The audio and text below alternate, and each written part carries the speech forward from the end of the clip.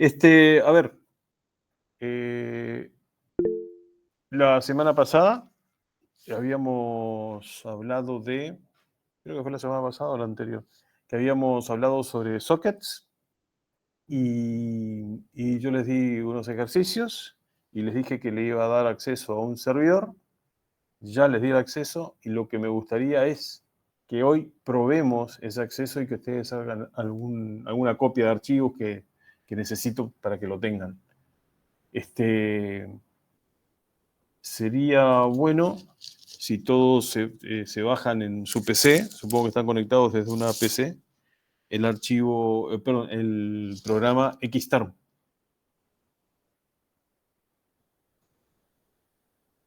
¿Me siguen? El MOVA Xterm. Sí. Sí, profe. A ver, Yo ahora voy a intentar entrar, o sea, ya se puede ingresar, profe. Yo ya lo había intentado hacer hoy temprano, pero no me permití. Ah, ok, si ya tienen instalado, los que... A ver, les voy a compartir una pantalla, sí.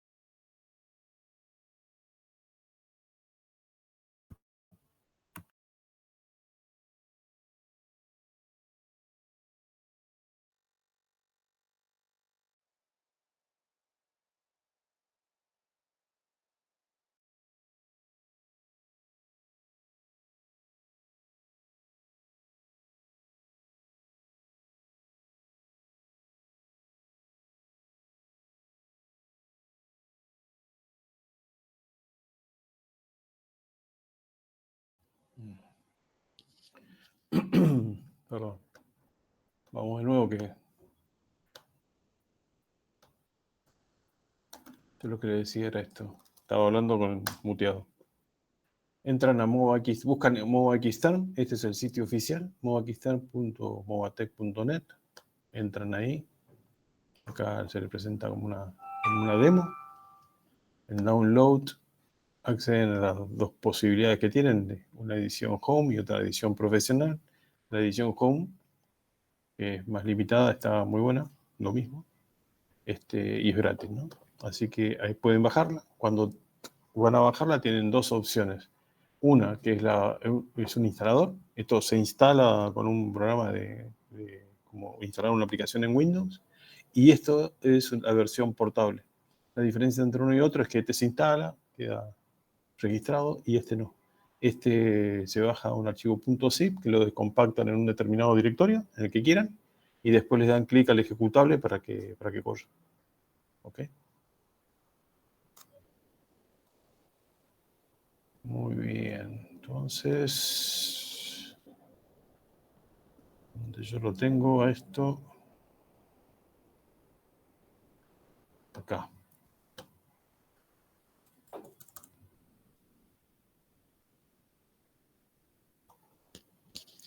¿Estamos en condiciones de conectarnos o no?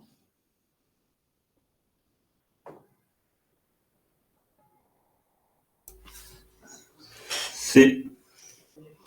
Sí, profe. Bueno, entonces tienen que conectarse a esta dirección IP, ¿no? O sea, entran a sesión, le dicen SSH y acá escriben la dirección del servidor, 10.181.169. Perdón, me equivoqué. Sí, porque es diferente. La de la clase anterior era diferente, profe. No, me estoy equivocando yo. Es 181.169.131.208. ¿Está bien? No necesitan especificar nombre de usuario ni nada. Acá simplemente le dan OK y les debería aparecer un prompt como este. Yo les decía que ahí se están conectando a un equipo que hace las veces de front-end de comunicaciones. Todos van a ese mismo equipo. Básicamente por un tema de seguridad, ¿sí? Yo permito que todo el mundo entre ahí y a partir de ahí se conecta al servidor al cual yo le di permiso. Bien, entonces ahí ingresan con el usuario SO2. Y si no me equivoco, la clave era... Sí, me equivoqué. Era alta materia. Pero, como parece que le cambié la clave... Alta materia y con un signo de exclamación, profe. Ah, perfecto. Vamos a cambiarle sin signo de admiración. Para que sea todo igual.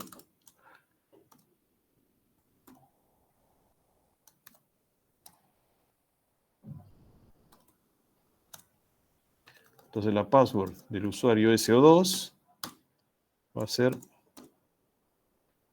alta materia.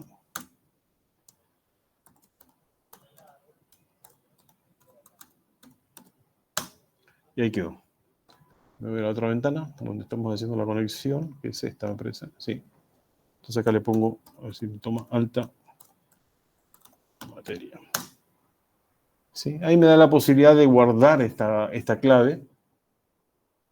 Lo guarda el programa internamente en un archivo encriptado. Le voy a decir que sí. ¿Ok? Así que la próxima vez que trate de ingresar y le ponga el nombre del usuario, ingresa automáticamente, sin pedirme clave. Hasta el momento que yo cambie la clave, entonces cuando el usuario quiere conectarse le va a dar error.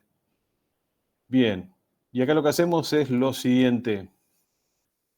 Nos conectamos vía SSH a este servidor, DB19C00, y si no decimos nada más, él va a tratar de conectarse a ese servidor usando el usuario con el cual estoy conectado en este momento. En este momento yo estoy conectado. Una consulta, Sí. La clave es alta materia, todo minúsculo, todo junto, No, la A es con mayúscula y la M es con mayúscula. Ok. O sea, cada palabra comienza con mayúsculas. Ok. Sí. Vieron, yo estoy conectado como el usuario SO2. El número de usuario es este, ¿no? Es 54.323. Pertenece a este grupo y es el único grupo que pertenece. Tanto el grupo como el usuario se llaman SO2. Si yo intento conectarme a este equipo, a otro equipo, DB19C00, que ese es el servidor sobre el cual vamos a trabajar, fíjense, le doy Enter y él va a tratar de conectarse con el mismo usuario. Esto demora un ratito. Y me dice, che, me quiero conectar con el usuario SO2 at, ¿sí? El arroz significa eso, al servidor DB19C00. Me pide la clave. El usuario no existe. Ahí le di 3 veces Enter para que... Entonces yo le digo, no, me quiero conectar con este usuario, -L, y yo especifico con qué login me quiero conectar. A ver, el primero de ustedes en la lista era Aybar. Entonces pongo Enter. Y ahí me va a pedir el usuario, la clave del usuario. Bueno, acá también la clave es alta materia.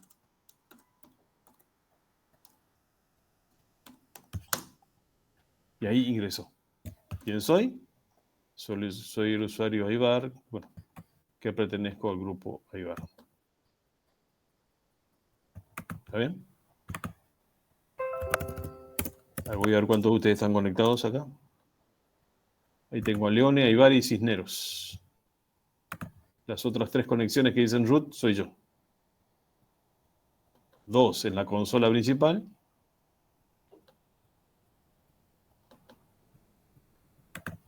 3 conexiones tengo yo.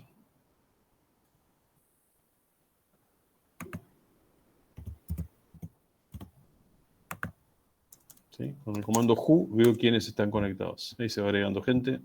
También se agregó Pagano. Muy bien. Profe, ¿cuál era la contraseña después de ingresar nuestro nombre? Alta, así, mira. Lo que escribo La en un misma contrato. que... Sí, sí, es la misma. Sí, así no se Ok, tienen que ok. acordar. Perfecto. Los privilegios que tienen son básicos, ¿no? No, no. Bueno, van a poder hacer el trabajo sin inconveniente.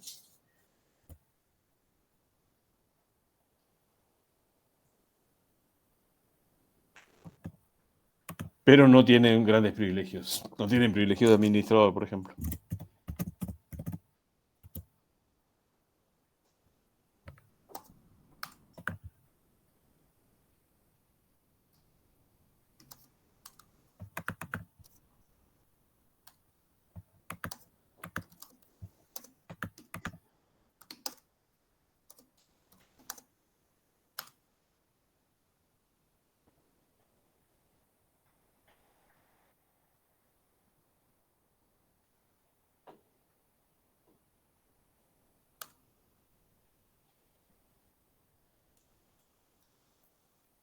No, ya está. A ver acá.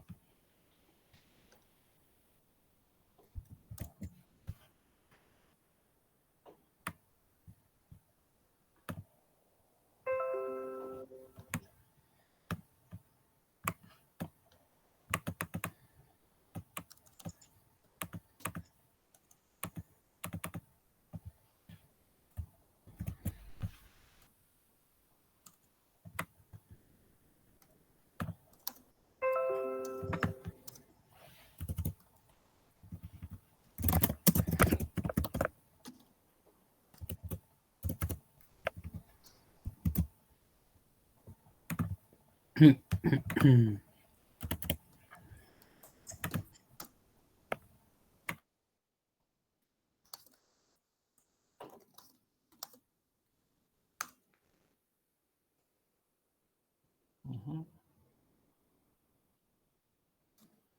Interesante.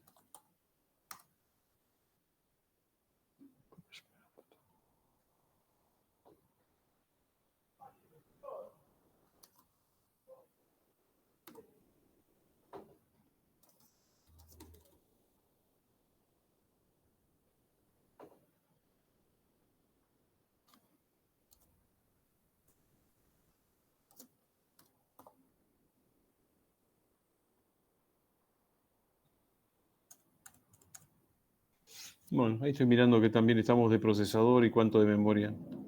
Sí, si cualquier cosa sea necesario, le agrego más recursos.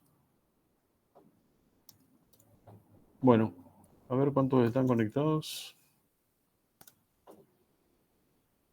3, 6, 7.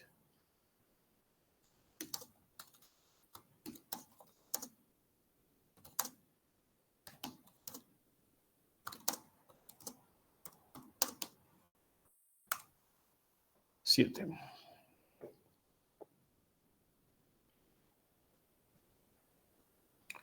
Bueno, a aquellos que estén conectados van a estar, me voy a conectar también como alguno de los que está, como por ejemplo Soria. ¿Sí? Van a estar, su directorio de trabajo va a ser barra home, barra el nombre del usuario, ¿no?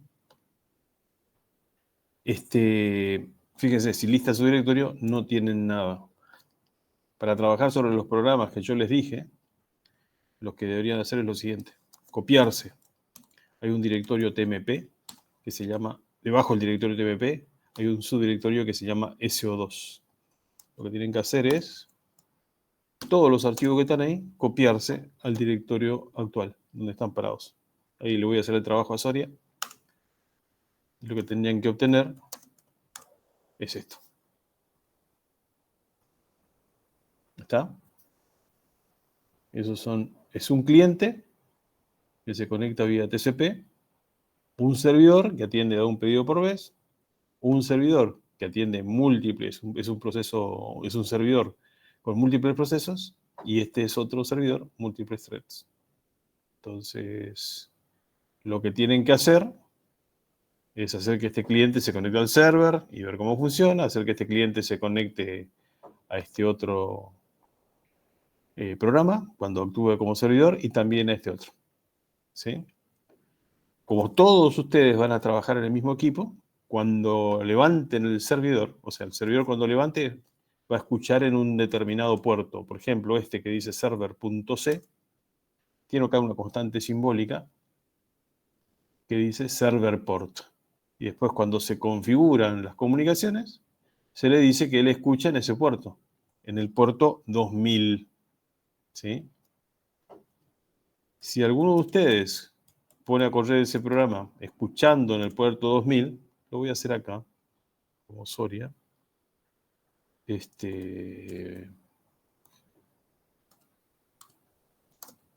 Quiero compilar el tcp server.c. La salida la quiero dejar en tcp server. Y una vez que compiló, lo quiero poner en ejecución. Epa. TCP server. Lo voy a poner un ampersand así. Ahí está corriendo el TCP server, ¿no? Si yo miro, lo veo que está corriendo. Supongamos que otro usuario quiere hacer lo mismo. Compiló, hizo lo mismo y quiere ejecutar. Yo lo voy a hacer con el mismo usuario. ¿Sí? Y me va a decir que falló. Falló. Ese programa terminó. El segundo programa, la segunda vez que lancé el proceso server, terminó. Fíjense, si me pongo a mirar cuántos procesos server hay, existe uno solo. Es el original, el 24.887. Es este. ¿Sí? Cuando traté de lanzar el segundo, que era este, el 25.028, inmediatamente dio un error en la parte bind, donde trata de asociar las estructuras de datos con la información que tiene de servidor y puerto, y al tratar de hacer esa asociación, al hacer el bind, ahí pinchó, ahí canceló y el programa se fue, terminó. ¿Está? ¿Por qué terminó? Porque falló el bind. ¿Y por qué falló el bind? Porque el segundo proceso también trató de tomar el puerto 2000 y ya estaba ocupado. No puede haber dos procesos escuchando el mismo puerto. ¿Ok? Entonces, ustedes tienen que modificar el programa para escuchar en puertos distintos. Lo que vamos a hacer, a ver si yo les puedo mostrar esto, supongo que sí. ¿Dónde sería esto? Acá, ¿no? Acá en el campus. Bien. Yo tengo acá la lista de participantes. Ah, qué bacana que no tienen número. Yo pensé que estaban numerados. Bueno.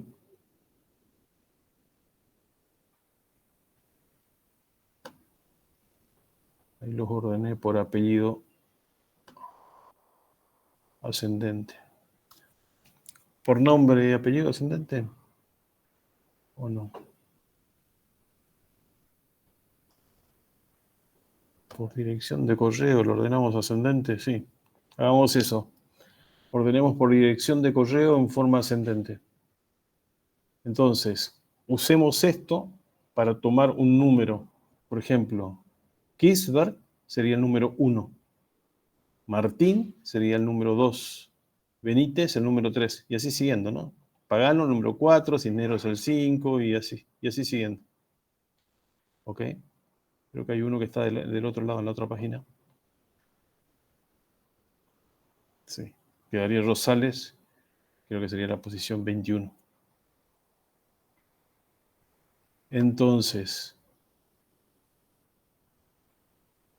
cuando estén programando para no pisarse con el número de puerto, cada uno toma el número que le corresponde según el orden alfabético de las direcciones de correo.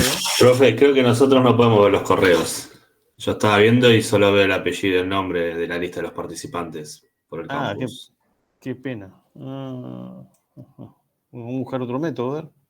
Pero sí, a ver, lo voy a tratar de ordenar por nombre.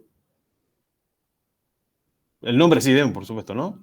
Ven al resto de sus compañeros. Sí, por nombre podemos elegir ordenar. Dale. Y todo. Sí, Ordenemos entonces por nombre. Alejandra sería el número 1, Camila el número 2 y así siguiendo, ¿no?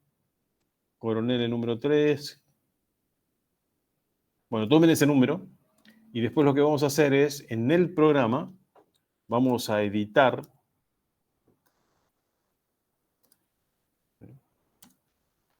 esta dirección y vamos a partir del puerto 10.000. 10.000.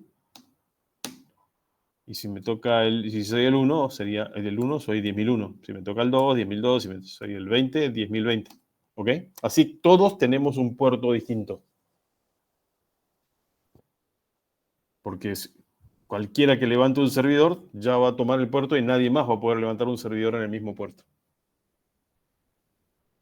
Y van a tener como errores medio aleatorios en el sentido de que levantó el servidor, después lo baja, entonces sí puedo subir, pero después cuando trato de subirlo de nuevo, ya no puedo porque estamos todos compitiendo por el mismo lugar. ¿Ok?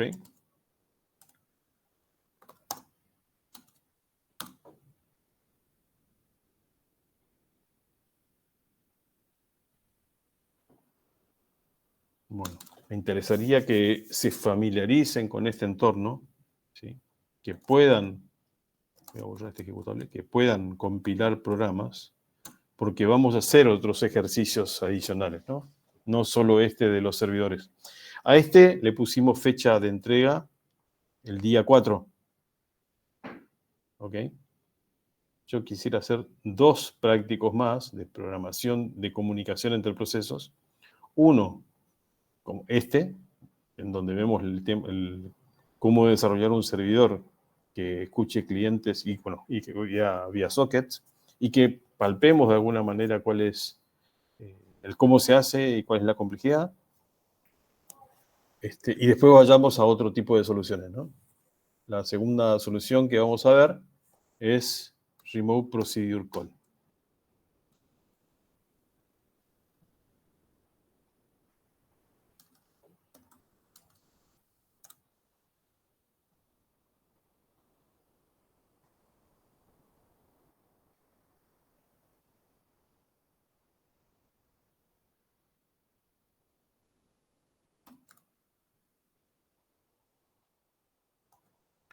Bueno, ¿el resto no se puede comunicar? ¿No se puede conectar?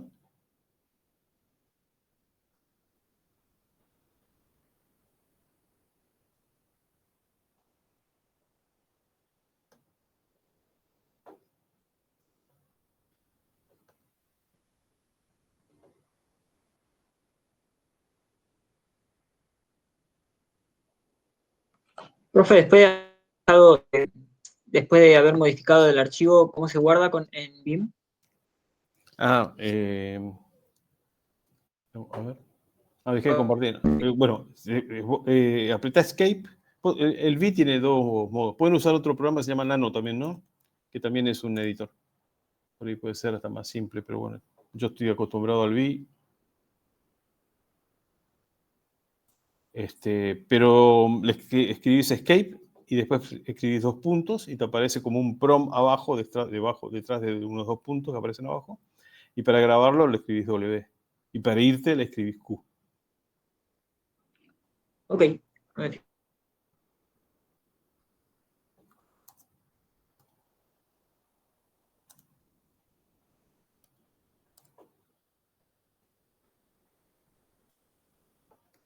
Profe, Sí. ¿cuál era el remote host para conectarme? Ah, ok. Un segundo. Se llama DB19C 00. 19C00. Ah, bien. ¿Sí? Sí, DB19C 00. en minúscula, ¿no? Todo minúsculas. Ah, bien.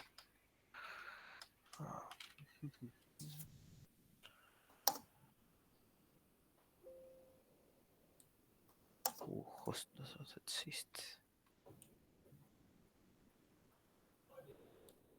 Está ya conectado al otro que se llama. ¿Cómo se llama el otro?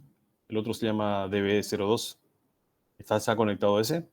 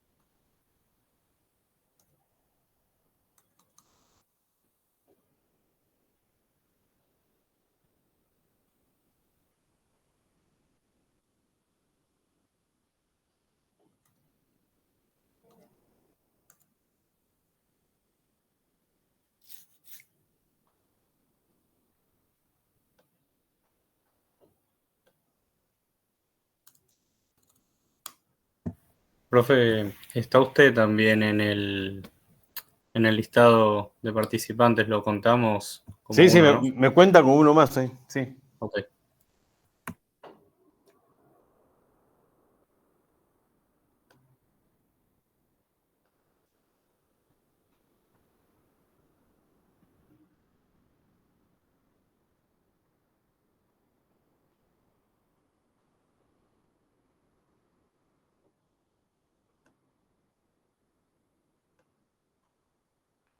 A ver, les voy a mostrar algo, por ahí para que no tengan tantas dificultades con el VI. A ver.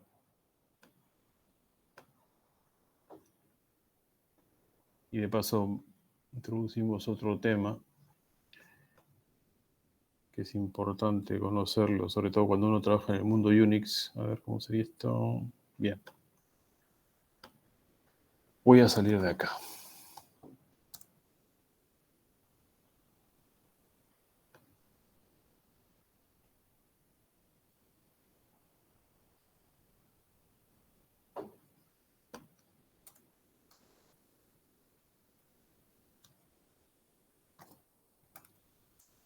Bueno, yo estoy conectado al equipo este DB02, ¿no? Entonces, como me quiero conectar como root, pongo la opción "-L", root. Pongo también la opción "-X", y después pongo el nombre del servidor. La opción "-X" puede ir en cualquier lugar, es una X mayúscula. ¿Ok? Acá lo más importante, si quiere, es el nombre del host al cual me quiero conectar y el usuario con el cual me quiero conectar a ese host. Después me pedirá la clave de ese usuario. La opción "-X" significa que si este equipo al cual estoy conectado soporta interfaz gráfica, ¿sí? Yo al conectarme a otro equipo con la opción "-X, si en ese equipo al cual me estoy conectando, o sea, al DB19C00, tiene interfaz gráfica también, yo podría ejecutar un programa, ¿sí? Y ese programa gráfico que me aparezca en mi PC. A ver, si nos fijamos, ahí me voy a conectar, ¿no?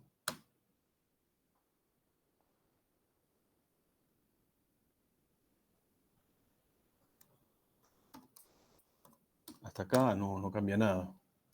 ¿Ok? Bien. Yo quiero ejecutar un programa gráfico. Como usé la opción "-X, a través de SSH, a través de esta conexión vía SSH, que significa Secure Shell, a través de esta conexión segura, la interfaz gráfica va a establecer un vínculo vía SSH para que ese servicio esté activo, ¿no? Ahora, fíjense, voy a poner acá, la interfaz gráfica que tiene el servidor se llama Genome. ¿Sí? Genome tiene un montón de programitas. Uno de esos programas se llama Text Editor. Entonces voy a poner Genome Text Editor. Este es un programa con interfaz gráfica. Fíjense acá abajo todos los iconos que existen en esta barra de herramientas. ¿Sí? El último es este. Ahora yo voy a lanzar Genome. Genome es un programa con interfaz gráfica. ¿Sí? Por lo tanto, va a tratar de desplegar su gráfico en algún servidor gráfico. ¿Sí? Que es un programa. Un servidor es un programa. Él va a actuar como cliente de gráficos y va a haber un servidor que le va a servir y le va a dibujar los gráficos que él pida. ¿Sí? Y para eso van a usar un protocolo que se llama X11. ¿Sí? Eso es lo que tiene bueno Unix o Linux. Que cada programa que yo ejecute, si el sistema tiene una interfaz gráfica, me lo muestra ahí. Pero si yo no quiero mostrarlo en mi pantalla, ¿sí? Lo que hago es que el servidor X, el servidor de gráficos, corra en otro equipo. De hecho, puede estar corriendo en un equipo, en dos equipos, en tres equipos, y yo lanzar distintas aplicaciones gráficas, y cada aplicación gráfica mostrarse en distintos displays. ¿Sí? Entonces acá yo voy a ejecutar Genome Text Editor. Cuando lo ejecute, él, vía la conexión que tiene vía SSH, se va a conectar con el servidor DB02. Y a su vez, DB02 se va a conectar con mi PC, porque están conectados vía SSH. Y mi PC, que tiene corriendo el MOBA Xterm, el que me está mostrando esta pantalla, va a lanzar un servidor X. ¿Sí? Y ese servidor X es el que va a recibir los pedidos como para dibujar que le hace Genome Text Editor. O vamos a poner otro más simple, clock. Enter. ¿Está bien? Y ahí me aparece la aplicación. ¿Ven la aplicación? Sí, sí. Voy a poner un cronómetro. ¿Sí? Esa aplicación está corriendo acá. Si se fijan en la barra de herramientas, aquí tienen el servidor X. Este es un programa que está corriendo y que está hablando con el programa que está corriendo en el equipo Linux. ¿Se entiende, no?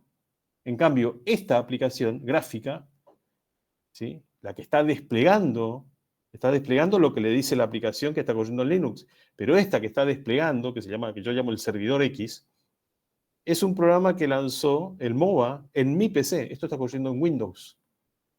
Acá lo voy a cancelar.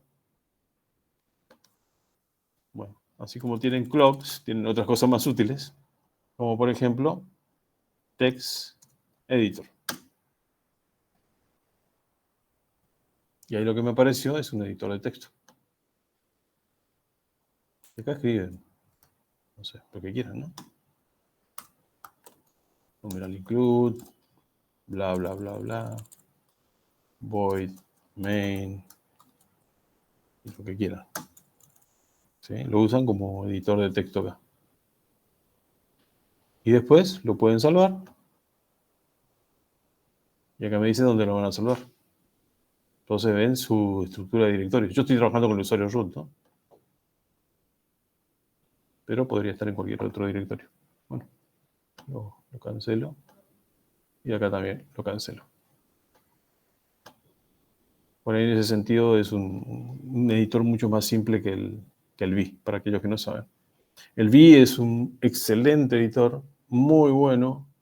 El que conoce el VI edita a una velocidad espantosa, sobre todo cuando es desarrollador de aplicaciones. Pero bueno, requiere que uno conozca los comandos que tiene el VI. ¿Sí? Se entiende entonces que tengo una aplicación cliente-servidor, básicamente. La interfaz gráfica de Linux o de Unix no está pegada en sí al servidor. La interfaz gráfica uno puede definir que está en otro lugar. Particularmente si lo quiero mandar a un equipo que tiene corriendo un servidor X, ¿sí? Lo que puedo hacer es decirle directamente display igual y la dirección IP o el nombre del equipo. No sé, 192.0.2.111, supongamos. Y ahí puedo tener varias pantallas y le digo la pantalla 0. ¿Sí? Le doy Enter y después si ejecuto el comando el que me despliega no sé, estos relojes, va a aparecer en ese servidor. ¿Está bien? Si no especifico si el display lo pongo en localhost, se va a desplegar en mi servidor.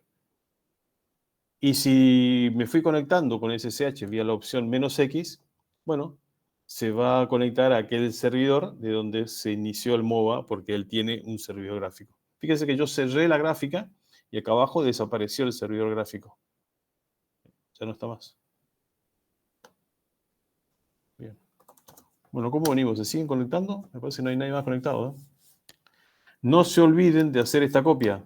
cp/tmp/so2/* y se lo copian a su directorio, o sea, al directorio punto. Como hicimos con Soria, donde como resultado le quedaron estos archivos. Y estos son los programas que hay que hacer funcionar. Están prácticamente operativos, solo queda algún error y hay que reemplazar algunos programitas, algunas funciones, nada más. Ok. Sí, todos los archivos estos usan, tienen especificado el puerto, ¿no? A ver, grep port .c. Server port, ahí está. Server port. Asterisco.c. Sí. Este programa lo tiene definido acá. Y después aparece en otro lugar también, pero aparece este valor hay que cambiar, ¿no? El 2000. Este otro programa también. Profe, Sí. ejecutamos el archivo, bueno, obviamente lo compilamos primero, después ejecutamos el archivo del cliente y abrimos otra ventana y ejecutamos primero el servidor y después abrimos otra ventana y ejecutamos el cliente. Sí, eso estaría ideal. Ok.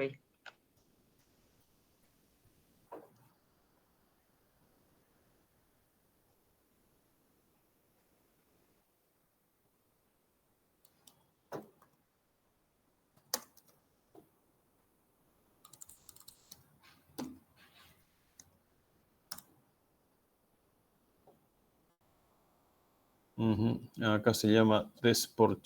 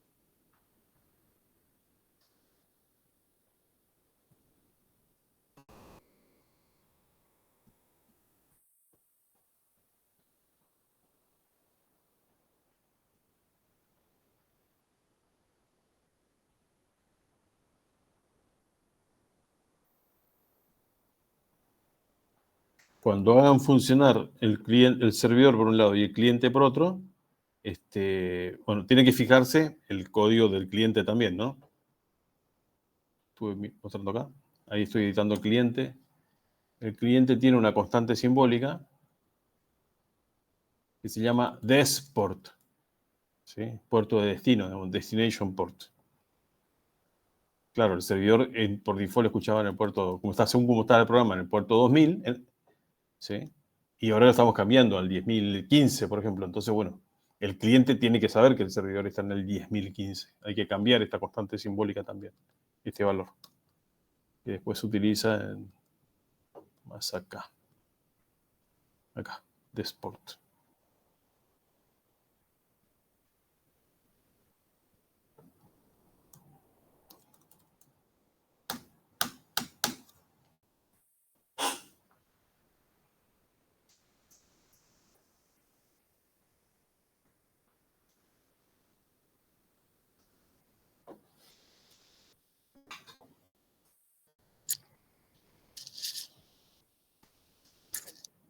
Bueno, los dejo probando un ratito y 20:15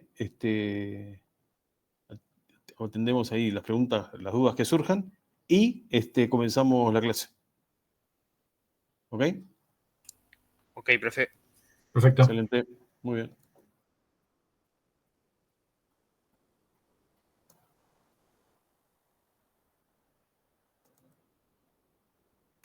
Profe, Sí.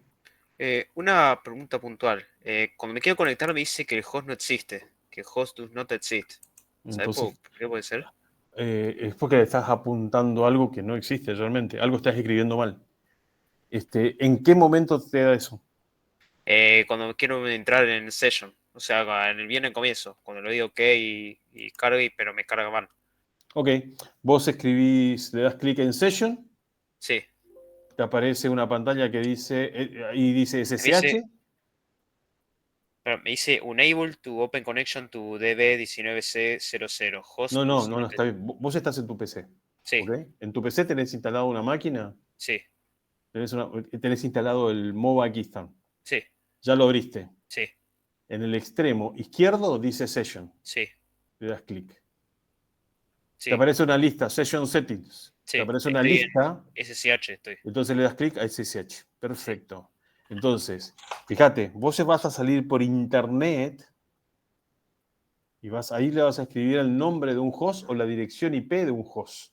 Claro, yo acá puse DB19000. Bien. Entonces, según la configuración del DNS que vos tengas, que seguramente es de tu proveedor de internet, ¿sí? Sí, Tu cliente, este cliente, le está preguntando al servidor de DNS,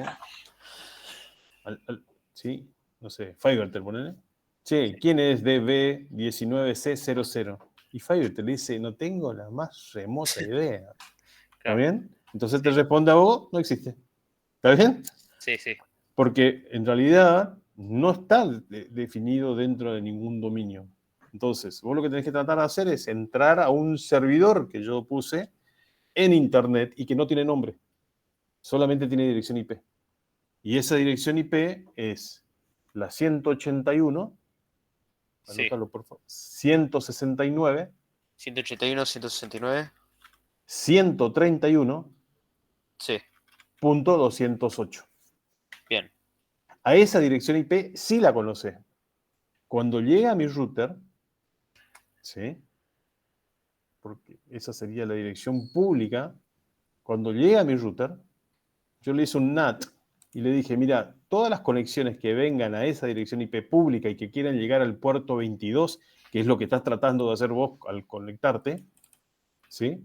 Sí, Que es el default del SSH, viste que al final de la línea decía puerto 22, lo que está haciendo es rutear esa comunicación a un servidor que tengo por detrás del router. ¿Sí? sí. Y ese servidor te va a desplegar el PROM. ¿Pudiste entrar?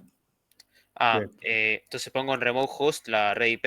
Sí, 181, 169, Bien, 131, 208. bien, bien, bien. Bien, ahí ya. Sí, Bueno, it's to the first time you connect to this server, sí. Ya me salió. perfecto. Muy bien. Ahora te va a decir, identificate. Yo lo que hice es, ese servidor es un servidor de comunicaciones. Es como un primer servidor al cual se conectan. ¿Sí? Sí. Entonces ahí escribís SO2. ¿En el pasaporte? ¿En la contraseña? No, como usuario. Bien. ¿Qué escribo? SO2. SO, sistema operativo, 2, el número 2. Bien. Ah, como Bien. usuario. Como usuario. Ah, Te bien. dice login as, dos Sí. puntos, y ahí le escribís SO2.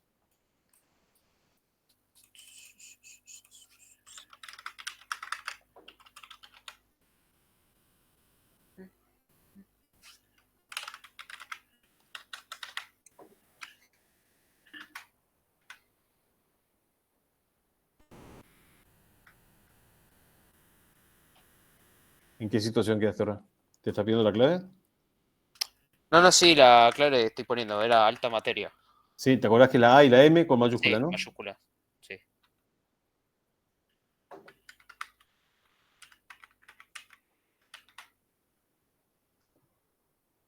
Puta de nadie. A ver. ¿Alguno? El SO2 es todo minúscula. Bien. SO y el número 2.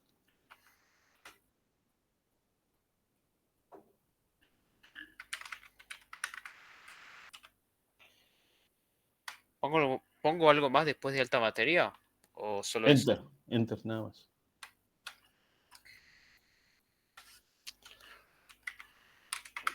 ¿Te está rechazando? Sí. ¿Qué te Parece que dice? sí. Nada de Axis Denied. Como si no estaría poniéndolo bien. Ujú. Y fíjate tu caps lock y ese tipo de cosas, ¿no? No sea cosa que estés escribiendo exactamente al revés, mayúsculas y minúsculas. No estoy mirando el block mayús. O sea, el mayúscula. Cada vez que quiero que hay mayúscula veo el caps. Ajá, ok. Lock. Desactivo.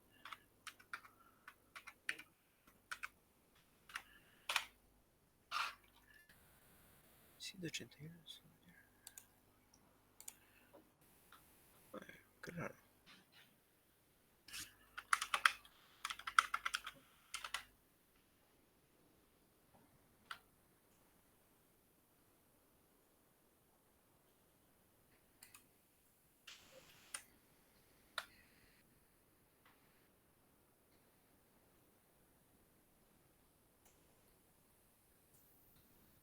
¿Te sigue denegando el acceso?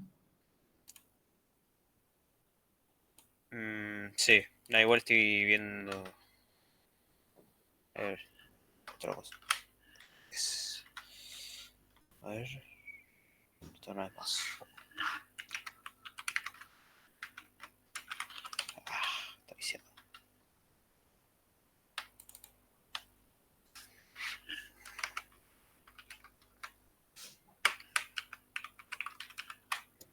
Ahí está. Nada, porque puse, en vez de poner SO2, puse mi nombre. Y eso, No, claro. claro, No. nunca me iba a agarrar. O entonces todos ustedes entran con el mismo usuario, que es SO2, Sí. a este servidor de comunicaciones. Sí. Y vos cuando veas el prom vas a ver algo así como un DB02 o algo por el estilo. Y Master Password pongo alta materia, ¿o no? No. El tema No. es así. Cuando vos entraste, ¿sí? Él te dice, che, ¿te gusta? El MOBA, ¿no? Te dice, Sí. ¿te gustaría que guarde para este sitio esta clave? Y vos le habrás dicho, sí, guárdamela. Entonces te dice, bueno, el repositorio donde voy a guardar eso, que va a vivir en tu PC, le voy a poner una clave. Esa es la Master Password. Claro. ¿Está Sí. bien? Bueno, ahora ya tenés el prom, Sí. ¿no? Y estás conectado en este equipo que se llama DB02, Sí. con el usuario SO2. Entonces ahora escribís SSH -L, tu apellido, o Bien. no sé cómo estás definido en la lista, pero... Sí, SSH-L. Claro, en el campus. Sí. ¿Y mi nombre completo o un nombre de apellido? No importa eso. No, solamente... ¿Qué apellido tenés? Tengo dos, por eso. Alemani y Sitkov. Sitkov. Porque Sitkov. yo sé lo último que aparece en la descripción de nombre de ustedes. Pone Sitkov. ¿Con mayúscula o eso no No, importa? todo minúscula. Y Bien. más vale que respetemos eso, mayúscula y minúscula, porque Unix y Linux hace diferencia. Bien, ya, y ahora le doy a Enter. No, espera, y ponerle la opción -X. SSH-L Sitkov y ahora pongo -X. -X, mayúscula. La Bien. X. Y ahora Y sí. deja un blanco, Sí. porque hasta ahora lo único que le dijiste es me quiero conectar, soy fulano de tal, Sí. y la de -X para la interfaz gráfica, pero tú no le dijiste a quién te querés conectar. Claro. Te querés conectar a un servidor que se llama, y ahí escribí DB. Ahí va. Ahí va el DB19C00. Sí, 00. Ese es el nombre del segundo servidor al cual te vas a conectar. Bien. Ahí ya. Y ahí me salta password. Ahí le pones de nuevo alta materia. Con las mismas características que antes, ¿no? La A y la M en mayúsculas. A mí dice file home sitkov x authority does not exist. Está bien, no importa, te dio un error nada más en el logueo, pero ahora ya estás en el otro equipo, Sí. ¿o no? Te cambió el prom, ya no dice, te dice que estás, seguramente dice sitkov @db19c00. Sí, exacto. Perfecto. Sí, ya estás en el otro equipo. Y después un guioncito y los corchetes. Sí, ese guioncito es como la tilde de la ñ, Sí. que habitualmente se lo dice, todo el mundo le dice ñuflo. El ñuflo. Ese ñuflo, esa tilde de la ñ, significa que estás parado en el directorio home tuyo. Escribí la palabra, estas tres letras, P, W y la D.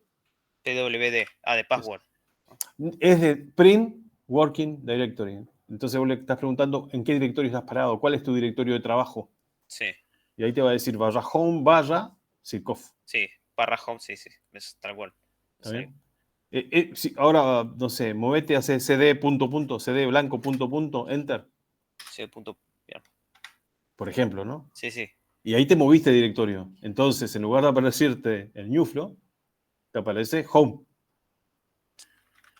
Porque ahora estás en el directorio home. Si le haces un pwd de nuevo. Sí, estoy viendo /home nomás. Exactamente. Si escribís cd y le das enter, nada más, sin decirle a dónde te querés mover, él te lleva a tu directorio home. Puse CD normal, después le mandé PWD y volví a tener Sitkov. Claro. Adelante. Porque el CD, si no le especificás a dónde querés moverte, él dice, se quiere mover a lo que se llama a lo que es su directorio home. Claro, cuando especificás por defecto. Exactamente. Bien. Bueno, y ahí tenés que ejecutar un comando de copia. Sí, cp Algo así era. CP blanco, Sí. y ahí escribís el nombre del origen, que sería barra TMP, barra SO2, Barra DMP. Barra DMP, barra... no, TMP de temporal. TMP. Bien. TMP, barra SO2, barra Sí. asterisco. Bien. ¿Sí? Dejas un blanco y pones un punto. Bien. Eso es lo que va a hacer, es todos los archivos que estén en el directorio TMP SO2, el asterisco significa eso, todos los archivos lo querés mover a un directorio. Y como vos estás parado en el directorio, en tu directorio home, le decís en este directorio. Este directorio se pone con el nombre punto. Podrías escribir el nombre de tu directorio, ¿no? De tu home directory, pero punto es una abreviatura. Entonces en home sitconf tengo los archivos. Sí, si ejecutás el comando ls, sí. Vas a ver que tenés ahí los archivos que acabas de copiar. Common.h, multithreadserver.c, tpc. Claro. El cliente es el mismo cliente que se puede conectar a cualquier servidor. Y TCP Server es el ejemplo que nosotros vimos ejecutando. ¿Sí? Bien. Bueno, cuando compiles el server y los pongas a correr, ese server va a escuchar en un determinado puerto. Y cuando corras el cliente, se supone que el cliente se va a conectar al mismo puerto. ¿Sí? Sí. Dentro de ambos programas hay lo que se llama una constante simbólica. Por ejemplo, en TCP Server hay una constante simbólica que se llama server port, cuyo valor por default, el programa vino así, con el valor 2000. ¿Sí? O sea, el servidor cuando levante va a escuchar conexiones TCP/IP en el puerto 2000. ¿Sí? Sí. Como solo un programa puede estar escuchando en un determinado puerto, cada uno de ustedes debería usar un puerto distinto. Entonces, yo lo que decía es, ordenen la lista de participantes de la materia en orden alfabético, por nombre, y cuenten las posiciones que existen hasta llegar a la suya. 1, 2, 3, así. Si vos estás en la posición 5, tendrías que usar el puerto 10.005. Cambiá ese 2000 por el 10.005. Sí. Y lo mismo en el cliente. En la aplicación TCP Client.c hay una constante simbólica, hay un numeral define. Está ahí al principio nomás, en la línea 9. Y en lugar de usar el valor 2000 ahí, en desport, le pones también 10.005 o el número que te tocó. Bien. Bueno, entonces, repito, ¿no? En el TCP, ajusten el tema de los puertos. Pueden hacer correr, vos podés abrirte más de una ventana. ¿Sí? Entonces, en una ventana te conectás y lanzás el servidor. Y en otra ventana lanzás el cliente. Entonces, podés ver cómo interactúa uno con otro. Después, los otros dos programas adicionales, el Multiprocess Server y el Multithread Server, tienen algunos errores. ¿Sí? Poquitos, pero tienen errores. Así que la idea sería corregirlos, ¿sí? Y hacerlo funcionar. Esos también son servidores que escuchan en determinado puerto. Deberían escuchar en el mismo puerto que tenés asignado vos, ¿no? Según el orden que te corresponde en la lista. Profe, ¿los archivos TCP Client y el del server también tienen errores o esos no? No, el server no tiene error. O sea que parte de los errores que tienen los otros se solucionaron con el reemplazo de alguna de las funciones que se utilizan. Así que la función que deberían utilizar está en el TCP Server. ¿Sí? O sea, si lo entendés al TCP Server bien, paso por paso, cuando ejecutes el otro y encuentres el error, vas a saber con qué reemplazarlo porque tenés la solución, digamos, corregida en tcpserver.c.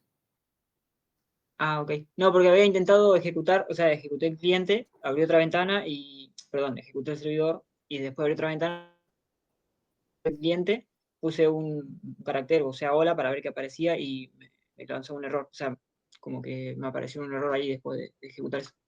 Pensé que también estaba mal. Ah, bueno. Yo creo que está bien, pero...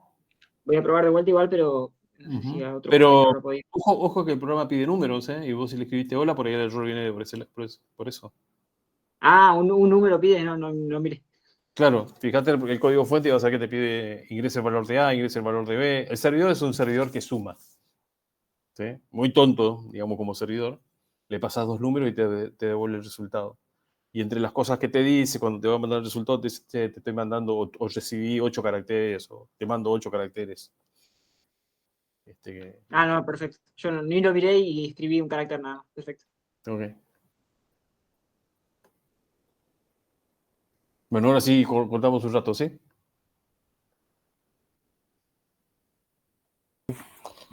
Perfecto. Profe, creo que nos estamos pisando con los números. No sé si estamos ordenando de forma distinta o algo, porque Ok. me tocaba el 18 y cuando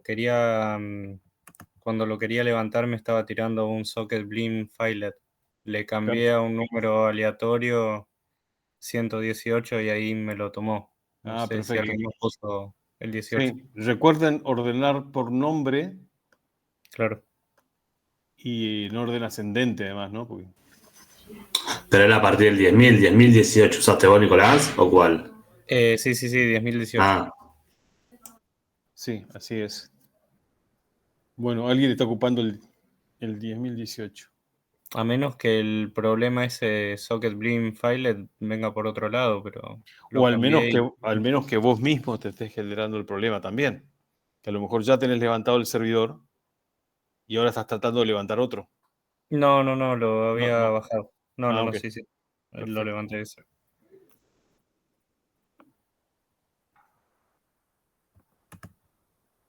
Bueno, muy bien. Vamos a arrancar la clase de hoy.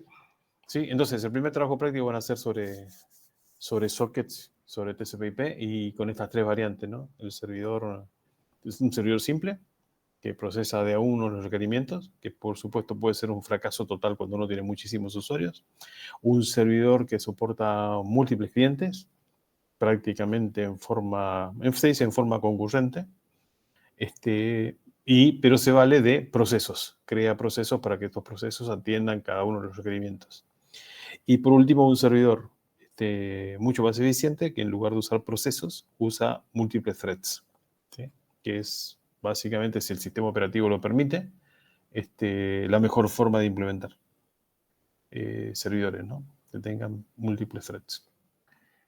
Sin embargo, este tema de comunicación socket, que es la base principal de toda comunicación, sobre todo en el mundo Unix, donde nació, o en el mundo Linux hoy, también Windows y un montón de otros sistemas operativos, porque TCP/IP no nació, en principio nació pensado para redes amplias más bien, y después se fue utilizando porque cada vez se puso más eficiente para trabajar en entornos de LAN también, ¿no? Y al ser un sistema abierto, permitió que un montón de fabricantes usen esta herramienta como este protocolo de comunicación, digamos, ¿no? Antes, al principio de los tiempos, cada fabricante, IBM, HP o quien sea, fabricaba la computadora y fabricaba el software de comunicaciones para comunicar entre sus computadoras. O sea, los mecanismos de comunicación eran todos propietarios. Este método de comunicación, TCP con socket, ya es un sistema abierto y que lo puede utilizar cualquiera, ¿no? Sin embargo, tiene cierta complejidad, uno tiene que estar haciendo todos esos pasos que son necesarios para establecer una buena comunicación y a veces encontrar un problema puede ser complicado, ¿no? Entonces, con la idea de simplificar, aparecen otras técnicas, otras formas de establecer comunicación entre procesos. Y hoy vamos a ver una de esas, así que si me permiten, acá está, perfecto. Vamos, les voy a compartir pantalla.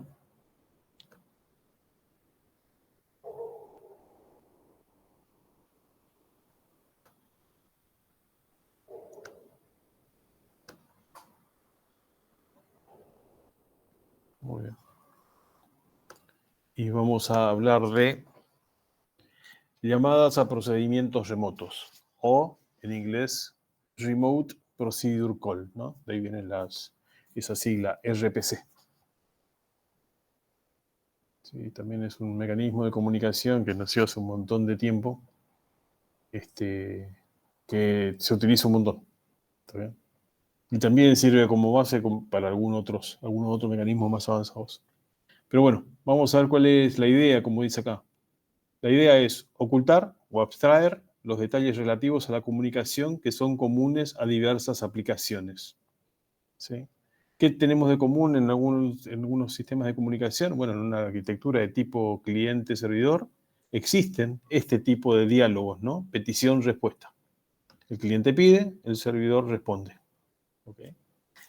Bueno, el cliente y el servidor se supone que pueden estar en distinta plataforma. Digamos, puede uno ser, como decíamos, un equipo Unix y otro puede ser un equipo Windows, uno puede ser un equipo Intel, el otro puede ser un equipo Motorola, PowerPC o el que sea. ¿Ok? Entonces, la representación interna de los datos en un equipo o en otro, en distintas plataformas de hardware o en distintos sistemas operativos, puede ser diferente.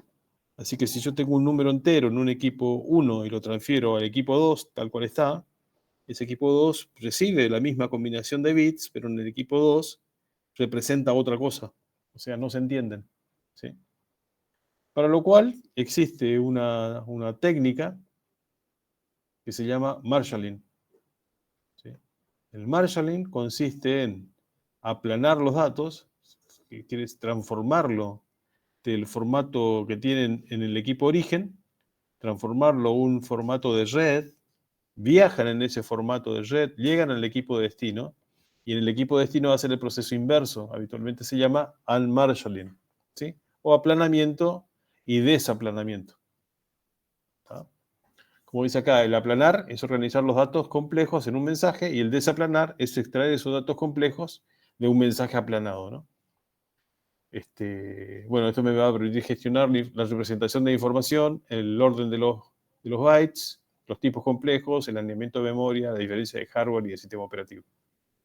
Esa es una tarea que nosotros en este caso no estamos haciendo, porque la comunicación entre el cliente y el servidor lo estamos planteando en un escenario muy simple, tan simple que lo hacemos incluso en el mismo equipo, ¿sí? Usamos direcciones IP, pero si se fijan en los ejemplos, la dirección IP es la dirección de localhost, ¿sí? O sea, la comunicación nunca sale del servidor, ¿sí? Se hace todo dentro de este mismo servidor. Yo les podría poner otro servidor y en ese otro servidor correr el proceso server y en este servidor que tenemos ahora correr el proceso cliente y van a ver que también se establece la comunicación, pero sí, en ese caso, el mensaje sale de un equipo, pasa por la interfaz de red, ¿sí? Y llega al otro equipo a través de sus placas de comunicaciones, ¿no? Bien, entonces, la idea para simplificar o para ocultar la dificultad que tenemos para establecer una comunicación cliente-servidor por todas estas posibles diferencias, ¿sí? Es la de utilizar algo nuevo que llamamos Remote Procedure Call, llamadas a procedimientos remotos. Entonces, esas tareas comunes se podrían gestionar automáticamente, o al menos ese es el objetivo, ¿sí? Que esto, como ya sabemos que puede haber diferencias y hay que hacer un marshalling, un unmarshalling, hacerlo de forma automática siempre, ¿sí? De esa manera también ofrecer un entorno y componentes de apoyo necesarios para dar soporte a esa infraestructura. Tanto el procedimiento llamante como el procedimiento llamado se pueden ejecutar en la misma máquina o en máquinas distintas, ¿sí? Eso es interesante porque tengo un programa o una función, si se quiere, que invoca a un procedimiento, pero ese procedimiento no corre en la misma máquina, corre en otra máquina. Yo creo que estoy llamando a una función local, pero en realidad es una función remota, ¿sí? Por eso dice ofrecer la ilusión de que la llamada remota parezca idéntica a una llamada local. En ese sentido, se habla de transparencia, ¿no? Porque yo creo que es de una forma, pero en realidad es de otra. Entonces, el objetivo que tiene esto es proporcionar una capa de software que esté en el medio, ¿sí? Por eso se llama middleware, que simplifique el desarrollo de aplicaciones distribuidas. Evitar que el programador tenga que interactuar directamente con la interfaz de socket, porque tiene que tener muchas cosas en mente al momento de trabajar con sockets. Ocultar o abstraer los detalles relativos a la red, ¿sí? La idea es que se olvide de todo eso. Y que el servidor ofrezca procedimientos ¿sí? Que el cliente llama como si fueran procedimientos locales, ¿sí? Ofrece rutinas o procedimientos, funciones, que el programa cliente, quien va a invocar a sus procedimientos, no sabe que están en otro equipo, piensa que están en el mismo equipo. Entonces la idea para hacer eso es ofrecer un entorno de programación lo más similar posible a un entorno no distribuido, para que él crea que está haciendo una llamada a procedimiento local, ¿sí? Y el sistema RPC se oculta los detalles de implementación de esas llamadas remotas. Implementa la llamada remota mediante un diálogo también petición-respuesta, ¿sí? El mensaje de petición, que es lo que enviaría el cliente, dice, che, quiero llamar a este procedimiento. Y acá van los parámetros. Cuando el servidor encuentra esos datos, encuentra esa petición, el servidor responde, bueno, con una acción primero, ¿no? Que es la de ejecutar el procedimiento remoto, pasándole los parámetros y obteniendo un valor de respuesta. Ese valor de respuesta, el servidor se lo envía al cliente. ¿Está bien?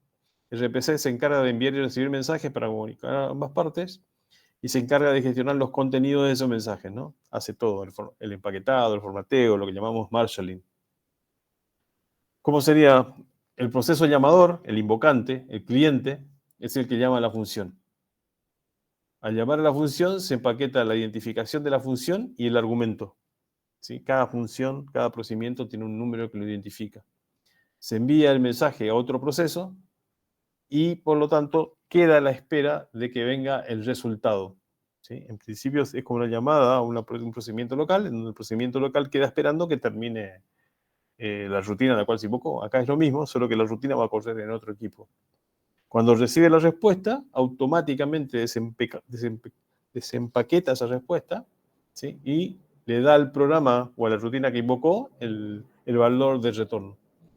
¿Qué hace el proceso invocado, el proceso llamado? O sea, el servidor recibe el mensaje, que le envió al otro con la identificación de la función y sus argumentos, invoca la función en el servidor, el resultado de la función la empaqueta en un mensaje y se lo transmite en una respuesta al cliente, ¿sí? Bien. Esa modalidad de funcionamiento está implementada de varias formas, según quien lo haya implementado. En principio, RPC fue desarrollado por Sun Microsystems. Entonces, hay una versión que se llama Sun RPC, que es como la primera, como dice acá, es un RPC muy extendido en entornos Unix. ¿Sí? NFS es una facilidad que uno tiene en los equipos Unix, significa Network File System, también funciona en Linux, y básicamente lo que consiste en que un equipo tiene un file system, y ese file system lo exporta para que otro equipo lo pueda ver. Entonces, cuando en el equipo que tiene la información de exportación, digamos, lo exportado, se mueve a un determinado directorio, en realidad, en lugar de estar trabajando en un directorio local, está trabajando en un directorio remoto. ¿Ok? Y toda esa funcionalidad de Network File System está implementada vía RPC, o sea, con estas facilidades de comunicación. De hecho, fue, creo, la necesidad de implementar Network File System la que llevó a Sun a crear RPC. Bueno, existen varios comités de estandarización, como por ejemplo DSE, que también estableció su propio RPC, ¿no? Como dice acá, definido por la Open Software Foundation. En el caso de RPC, en el mundo Java, no se llama RPC, se llama RMI, Remote Method Invocation, ¿está bien? Y básicamente consiste en que un programa invoque otro procedimiento y que ese procedimiento sea un procedimiento de otro objeto, y ese otro objeto pueda estar viviendo en otro equipo. Entonces uno está invocando una función que pertenece, cuyo código está en otro equipo, porque en el otro equipo es donde vive el objeto al cual yo estoy haciendo referencia, ¿no? Entonces, eso se llama Java RMI, Remote Method Invocation. Después tenemos ese estándar de Java para RPC, ¿sí? Se llama Java RMI. Existen otros estándares, como por ejemplo Corva, que sirve para trabajar también con este paradigma, orientado a objetos, pero no solo para Java, sino para el resto de los lenguajes orientados a objetos. ¿Está bien? SOAP es un protocolo de acceso simple a objetos. También es un protocolo de Remote Procedure Call, ¿sí? Basado en el intercambio de datos. Esos datos se transmiten en formato XML. Bueno, DCOM también es un modelo desarrollado por Microsoft y .NET también. Bien. ¿Cuál es la diferencia que tiene un Remote Procedure Call con un Local Procedure Call? ¿Sí? Local Procedure Call es lo que nosotros usamos habitualmente, la llamamos una rutina, que es parte de mi programa, que ejecuta en el mismo equipo. Como dice acá, la principal diferencia o el punto clave es el manejo de errores. ¿Está bien? Con RPC pueden existir varios fallos en el servidor remoto o en la red. Claro, ahora la comunicación no es un equipo donde está corriendo un programa y llama a una rutina que es propia del programa. ¿Sí? No hay ningún intermediario ahí. La invocación a la función local o el procedimiento local siempre funciona. En cambio, si es vía RPC, tiene que, de alguna manera, viajar la petición al equipo remoto. Y para viajar la petición al equipo remoto, bueno, básicamente tiene que funcionar la red. Si tengo un error de red, no funciona. Si funciona bien la red, todavía puedo tener que los servicios a los cuales yo estoy invocando, ¿sí? A esos programas remotos que estoy invocando, esos procedimientos, que deberían estar levantados o esperando peticiones del lado del servidor, si no están, también tengo otro problema, ¿no? Entonces, puede ser que el servidor tenga un problema, puede ser que las comunicaciones sean un problema. Entonces, cuando se presentan esos problemas, de alguna manera el cliente, la red, quien sea, los componentes de comunicación tienen que detectar esto y de alguna manera notificarlo al cliente para que él sepa por qué no funciona, ¿no? Que el código de error que le indica dónde está el problema. Bien. Como yo tengo un programa que está corriendo en forma local, que está invocando un procedimiento que está corriendo en forma remota, no están compartiendo memoria. Por lo tanto, no tengo variables que sean globales. ¿Está bien? Cada una tiene su propio conjunto de variables globales. Las variables globales no alcanzan, ¿sí?, a los procedimientos que están en otro equipo. Ni las variables globales que están en conjunto con el procedimiento remoto tienen alcance en el código del cliente. ¿Sí? Como dice acá, el procedimiento remoto no tiene acceso al espacio de direcciones del cliente. ¿Sí? Si quiero usar punteros, tampoco puedo, porque el puntero apunta a una dirección de memoria, y esa dirección de memoria no es la memoria de otro equipo, sino que siempre es la dirección de memoria de ese mismo equipo, incluso dentro del mismo espacio de direcciones del proceso. ¿Sí? O sea, eso también es otra dificultad, si se quiere. Los parámetros para la llamada remota no pueden pasarse por referencia, o sea, no pasarse como punteros. Hay que pasarlo siempre por valor. Se copian. Dice, generalmente se usan mecanismos de copia y restauración para simular que se pasa por valor. O sea, si yo quiero que el procedimiento, que ahora no es local, sino que es remoto, modifique un valor, un parámetro que se le pasa como un argumento más, como si le pasamos un parámetro de entrada-salida, bueno, hay que buscar algún artilugio para simular el paso por dirección, ¿no? El rendimiento de las llamadas de RPC es mucho menor que las llamadas locales. La llamada local se ejecuta en el mismo equipo, es simplemente invocar una función y saca una llamada. Un procedimiento remoto incluye un movimiento de datos a través de una comunicación en red. ¿Sí? Hay muchos más elementos que participan y la comunicación claramente es mucho más lenta que llamar a un procedimiento que sea local. El rendimiento de las llamadas RPC es mucho menor que las llamadas locales, dice. Hay mayor sobrecarga en las llamadas RPC, porque hay una transferencia por red. Está todo este tema del marshalling, el aplanamiento de datos, etc. ¿Sí? Bueno, y como dice acá, en algunos entornos de RPC, por alguna implementación, se limita el intercambio de estructuras complejas. Hay determinadas estructuras que tienen determinados tipos de datos que no se pueden enviar. Bien. La llamada remota tiene que ser lo más similar a la llamada local. Entonces, de alguna manera, tiene que emular la semántica de las llamadas locales. ¿Sí? Dice, ¿hasta qué punto el comportamiento de una llamada remota es equivalente al de una llamada local? Entonces, hay distintas formas como el principal problema son los fallos, de gestionar esos fallos. ¿Sí? ¿Qué pasa si llamo una función que en lugar de ser local es remota y tengo problemas de comunicación o tengo problemas que el servidor no está corriendo el procedimiento remoto? Entonces lo que dice es, tenemos que tratar de que sea parecido. Hay que emular la sintaxis de las llamadas locales, ¿sí? Y de esa manera garantizar la transparencia. Que parezca que estamos usando una llamada local cuando en realidad estamos usando una llamada remota. ¿Cómo puede ser el comportamiento ante fallos? Dice, las llamadas locales ofrecen una semántica que se llama exactamente una vez. O sea, mi programa principal llama a la función ejecuta. Una vez, termina su ejecución y devuelve los valores de retorno y mi programa principal continúa ejecutando. ¿Sí? Con RPC, eso no puedo asegurar que eso suceda. ¿Por qué? Porque en las llamadas remotas tengo múltiples fuentes de fallos, como por ejemplo, fallas en los procedimientos llamados, fallas en la comunicación y otros fallos. ¿Sí?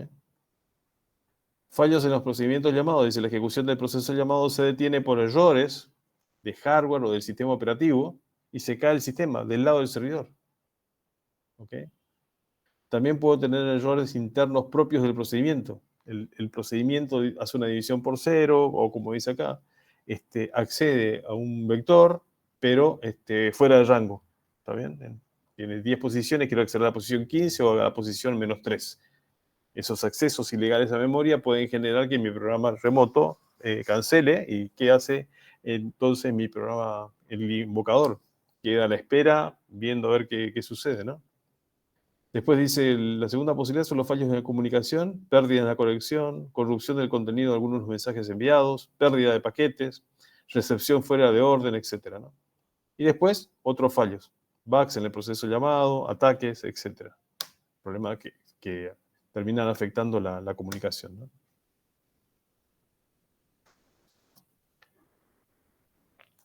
Es muy probable, por las herramientas que tiene el cliente, que al cliente le pase esto, que no tenga la capacidad para distinguir los diferentes tipos de errores.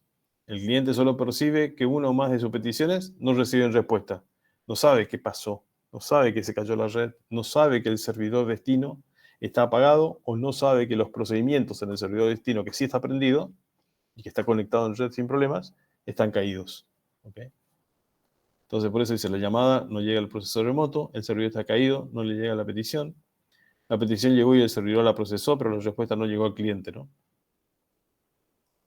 Entonces, la forma de gestionar los fallos por parte del entorno RPC determina la semántica efectiva de las llamadas remotas. ¿Cómo podemos controlar los fallos? Bueno, con mensajes de reconocimiento, ¿no? ACK. Que tengan temporizadores, o sea, que midan el tiempo o no. Si no me responden tantos segundos, sé que tengo un error de comunicación o el servidor del otro lado no funciona. ¿Está bien? Falló la llamada. Sé que hubo un problema. Digamos que es un proceso simple donde solamente se espera el ACK de la comunicación.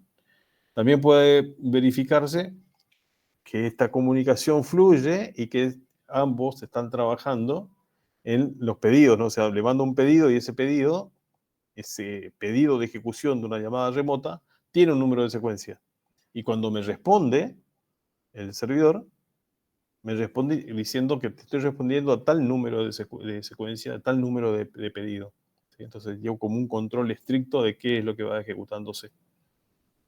Esto haría de que un servidor, si manda una petición y no obtiene respuesta, la verdad es que al final de cuentas no sabes hasta qué punto llegó a procesarse o no del lado del servidor. Puede ser que la petición haya llegado y lo único que faltó en todo el proceso es que llegue la respuesta, que se transforme en un problema de comunicación, pero en la vuelta. ¿Sí? Que la ejecución efectivamente en el lado del servidor se haya hecho. ¿Sí? ¿Qué pasa si al proceso cliente le da un timeout porque no obtiene respuesta y el cliente decide repetir la petición? ¿Sí? Porque entiende que falló. Al repetir la petición, la función se va a estar ejecutando 2 veces. ¿Sí? Para eso vendría bien el tema de tener un número de secuencia. El servidor ya sabría que ya respondió para tal número de secuencia. ¿Sí? Que no tiene que procesar de nuevo, sino que tiene que volver a enviar la respuesta para ese número de petición, ¿no? Bueno, semánticas de las llamadas de RPC. Bueno, hay 3 tipos de semánticas posibles. Una es la semántica que se llama tal vez. El procedimiento remoto puede ejecutarse una vez o ninguna vez. Dice, el cliente puede recibir una respuesta o no recibir respuesta. ¿Cómo sería funcionando esto? El cliente envía una petición y queda a la espera un tiempo. Si no llega la respuesta dentro del tiempo de espera, continúa su ejecución. O sea, el cliente trató de ejecutar, pero si no tiene respuesta, entiende que no ejecutó y listo. El cliente, como dice acá, no tiene retroalimentación en el caso de falla. No sabe qué pasó. Él hizo su mejor esfuerzo, hizo un pedido y el servidor no respondió. Bueno, hay que ver qué tipo de aplicaciones se pueden implementar con esta semántica. Por ejemplo, acá dice, solo admisible en aplicaciones en donde se tolera la pérdida de peticiones y la recepción de respuestas con retraso. ¿Sí? Porque por ahí el tema no es que no lo hizo, sino que la respuesta se está demorando en llegar. ¿Sí? Y como ya le dio timeout a mi proceso cliente que solicitó la ejecución de una función remota, de un procedimiento remoto, lo único que le falta es obtener la respuesta y sin embargo no la recibieron un tiempo preestablecido. ¿Ok? Bien, la semántica de al menos una vez. ¿Cómo funciona? El cliente envía una petición y queda a la espera un tiempo.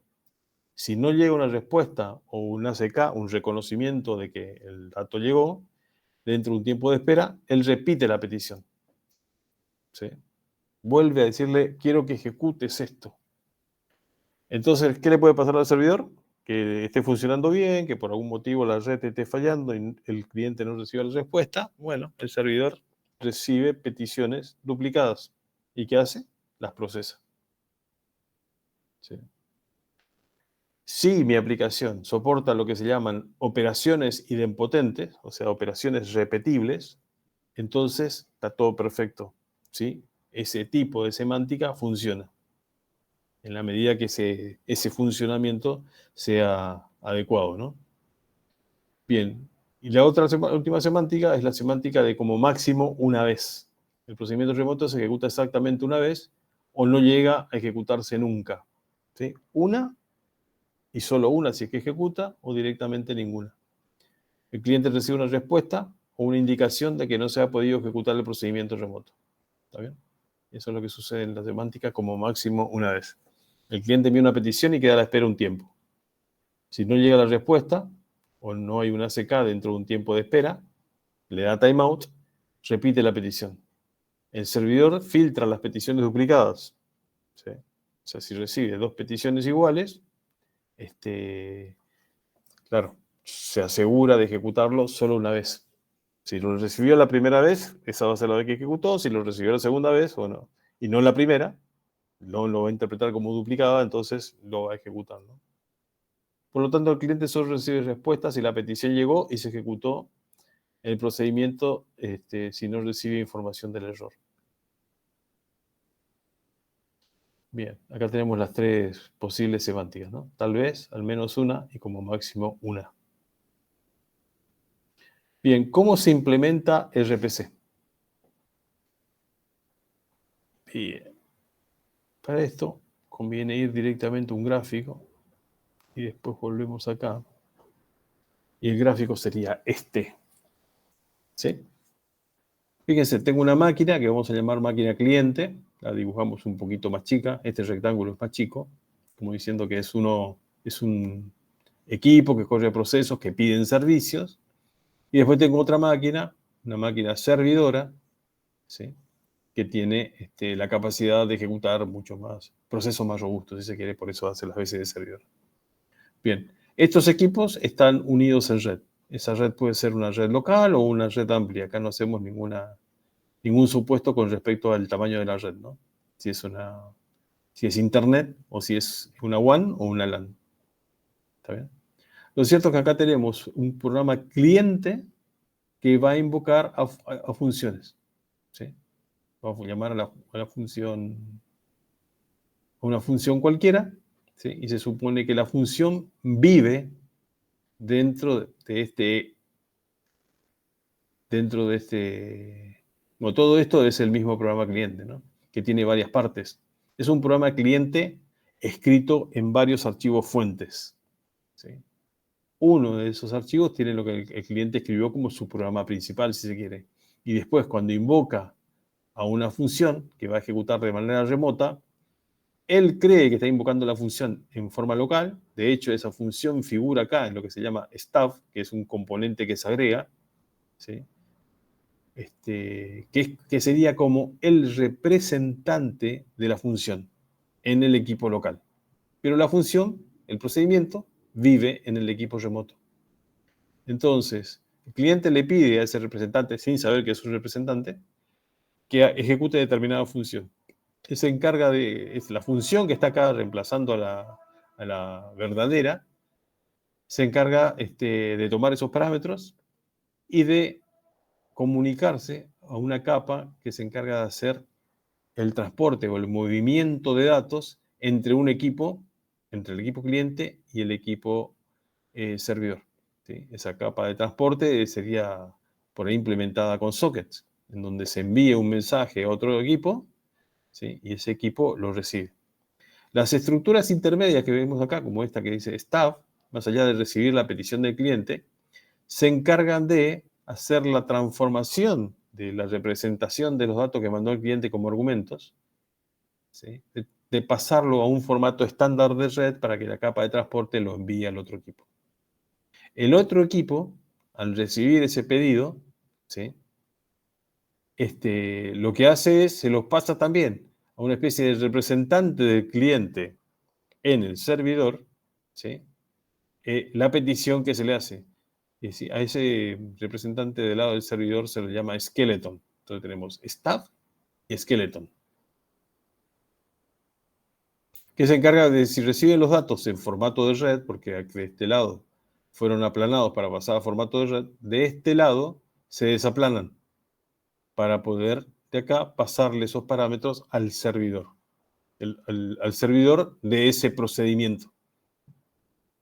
Entonces, fíjense, en la invocación se le pasan parámetros, punto 1.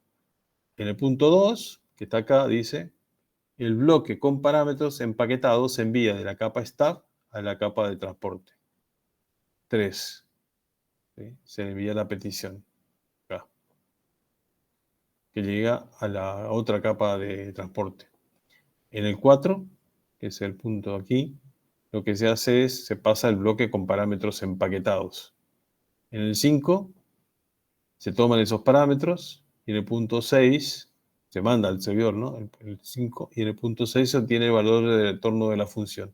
Acá tenemos comunicación entre procesos que están dentro de un mismo equipo. Acá tenemos comunicación entre procesos que están en equipos distintos, ¿no? Bueno, se devuelve, punto 6, como si estuviera devolviéndose al invocante, que de hecho es el skeleton, y este bloque de memoria empaquetado se le devuelve a la capa de transporte. Ahora sí se volvió a aplanar para ir en formato de red. Llega la respuesta del otro lado, paso 8, y después sube en esta estructura, ¿no? Paso 9 para, como dice acá, desaplanarse y después devolver el resultado al cliente. Fíjense, desde el momento de la invocación hasta el momento que se retorna, mi programa quedó bloqueado, como siempre, como si fuera una llamada a un procedimiento local. No puede hacer nada hasta tanto no termine esa función. Es así como funciona RPC por dentro, ¿sí? Entonces, yo debería escribir el programa cliente y la invocación.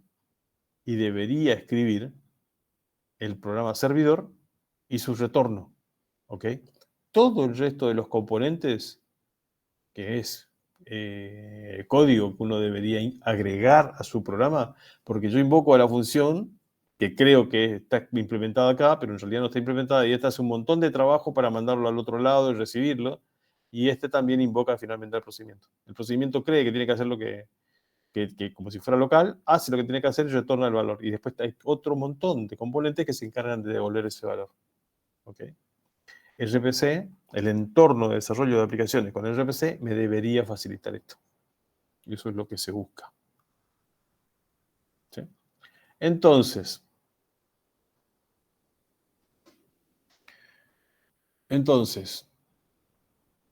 ¿cómo se desarrolla con RPC? Por un lado, hay que utilizar un lenguaje que se llama IDL, lenguaje de definición de la interfaz, en donde uno dice, che, tengo estas funciones que van a ser invocadas como funciones locales, pero en realidad son funciones remotas. ¿Ok? Eso se le especifica al subsistema, al entorno de desarrollo de RPC. Después se toma un compilador, ¿sí?, de ese lenguaje, que entiende ese lenguaje, ¿sí?, que acá se llama genéricamente compilador de IDL. ¿Sí? Este compilador de IDL en el mundo Linux se llama RPC Gen. Es un programa que recibe como entrada un archivo en donde se define la interfaz de IDL y que genera como resultado archivos de cabecera, archivos .h, que tienen que ser utilizados tanto para la programación del cliente como para la programación del servidor. ¿Sí? Que uno va a tener que programar, claramente. O sea, vamos a programar este cliente que va a invocar a ciertas funciones que no vamos a especificar, que no vamos a programarla, y vamos a escribir los procedimientos que sí van a correr del lado del servidor. El resto me lo tiene que generar todo este entorno. El compilador de IDL con esta información me genera el programa de staff que va a correr el cliente y las funciones de skeleton que van a correr en el servidor. Entonces, yo, programador, escribo, implemento el cliente, programo el cliente. Le digo, esto es lo que tiene que hacer. ¿Sí? Va a llamar a esta función, con este valor retornado va a hacer este cálculo, después va a hacer esta otra función y así siguiendo. Yo implemento la lógica del cliente y también implemento la lógica del servidor. ¿Sí? Bien. Y después, con un compilador, genero el programa, el ejecutable cliente y también genero el ejecutable servidor. Fíjese, para generar el programa cliente, el ejecutable cliente, bueno, claramente necesito tener la implementación del cliente, código que yo escribí, esto. Pero también necesito tener este otro archivo que tiene todo lo que llamamos staff, los representantes del servidor en el cliente. Un montón de funciones que, entre otras cosas, se encargan de aplanar y desaplanar los datos. ¿Sí? O sea, reciben los datos de una determinada manera, los aplanan y saben cómo enviar esos datos al otro equipo. Esas funciones yo no las programo. RPC Gen me las generó en forma automática. ¿Sí? Entonces, mi programa cliente está conformado por lo que yo escribí como cliente, más las funciones que me agregó en el staff, o stuff, como dice acá. ¿Sí? Y el compilador necesita tener conocimiento de cuáles son las funciones que, por ejemplo, el staff utiliza para comunicarse con el otro equipo. Esas funciones que acá están escritas, pero no implementadas, ¿sí?, están implementadas en bibliotecas de RPC. Entonces el compilador, al compilar lo que yo escribí como cliente, compilar el staff, incorpora las librerías de RPC. Entonces ahí no tengo inconveniente para generar el ejecutable, porque todas las funciones invocadas en el staff que son de RPC están en las librerías de RPC. Tengo que decirle al compilador que incluya esas bibliotecas, porque si no, no las incluye, digamos, ¿no? Porque solamente incluye las que son de la biblioteca estándar. Y ahí me genera el ejecutable para el cliente, que lo tengo después que poner a correr en el equipo cliente. Y lo mismo se hace con el ejecutable del lado del servidor. ¿Sí? El proceso es el mismo, solo que en lugar de staff, del otro lado llamamos skeleton. ¿Ok? Bien. Para hacerlo simple y saltearnos todo el verso, digamos, intermedio. Acá. ¿Cómo se generan staff y skeleton a partir de la definición XDR de la interfaz remota? Fíjense, vamos a implementar, dice acá, una calculadora. Ese es el objetivo. ¿Está bien? Entonces, en lenguaje IDL, escribo mi programa. Se llama, que básicamente defino la interfaz. Y lo llamamos, como es una calculadora, calculadora.x. Esa es la extensión de aquello que yo escribo en lenguaje IDL. Entonces, acá defino qué es la estructura de entrada. ¿Sí? La calculadora lo que hace es suma, resta, multiplica, divide, seguramente. Para lo cual necesita ¿cómo es? Los dos operandos, ¿no? Los dos valores que va a sumar, restar, multiplicar o dividir. ¿Ok? Entonces define una estructura que va a contener los argumentos, que es la entrada, y después define funciones. En este archivo se definen funciones. La función sumar, ¿sí?, que recibe entrada y devuelve un entero, la función restar, que hace lo mismo, la función multiplicar y la función dividir. ¿Ok? Con esa definición la toma el programa RPCGen y me genera la calculadora cliente.c, la calculadora server.c, o sea, el staff y el skeleton. Me genera un archivo calculadora.h, que es un archivo encabezado que yo debería utilizar en mis programas, y calculadora XDR, que es el que se encarga de hacer todo el proceso de aplanado, desaplanado, marshalling, etc. Yo debería programar mi cliente y programar mi servidor. Entonces, programo mi cliente en un archivo que se llama cliente.c y mi servidor en servidor.c. ¿Ok? Entonces, cuando programo mi cliente, yo sé que mi cliente para sumar va a llamar a la función sumar, va a llamar a la función restar para restar, multiplicar o dividir. Fíjense que todos tienen un sufijo, un número como sufijo, en este caso es el número 1, porque RPC me permite tener incluso versiones. ¿Sí? Yo podría tener la función sumar 1, que suma de una determinada manera, la función sumar 2, que es otra versión de la función sumar, y al momento yo de escribir mi programa, de invocar a un servidor, podría estar invocando a funciones distintas, de distintas versiones, ¿sí? Nuevas versiones que salieron porque son versiones corregidas, más eficientes o lo que sea. ¿Ok? Y cuando ya termino de programar el cliente, ¿sí?, el cliente llama a todas esas funciones, con el compilador, un compilador de Z tradicional, GCC es lo mismo que CC. ¿Sí? Tomo los archivos de encabezado, los otros archivitos .c y me genero el cliente. ¿Está bien? Los que saben, incorporo al mismo ejecutable mi cliente.c, calculadora.h en este caso, las funciones de staff que están en calculadora clnt.c, ese nombre es estándar, digamos, lo genera RPCGen de esa forma, y calculadora XDR, ¿sí?, que es el que se encarga de todo el tema de marshalling. Como el marshalling lo necesitan tanto el cliente como el servidor, y los archivos encabezados también, fíjense que cuando se genera el servidor, se incluyen el skeleton en lugar del staff, que es el servidor, y el archivo .h y el archivo .c del XDR, y eso me genera en el servidor. ¿Sí? Veamos acá si podemos ver un ejemplo. ¿Qué es lo que yo escribo en el archivo de interfaz, de definición de interfaz? Vieron que le pusimos el nombre, calculadora.x. Bueno, calculadora.x recibe una estructura, o va a trabajar con una estructura que se llama entrada, en donde le vamos a pasar dos números enteros, que acá llamamos argumento 1 y argumento 2. Después defino cuál es mi programa se llama calculadora, puede soportar versiones, en este caso le digo, bueno, la versión, estos son palabras claves, ¿no?, para el IDL, program, version. Entonces tengo un programa, le doy el nombre, tengo una versión, que en este caso es la versión 1, yo podría escribir más abajo otra versión, que sea igual a la versión 2, fíjense, esta es la versión 1, ¿no?, porque dice calculadora ver 1. Y después tengo las funciones, sumar, restar, multiplicar y dividir, todos reciben entradas, y este es un número que identifica a la operación, que identifica al procedimiento o función. ¿Está bien? Muy bien.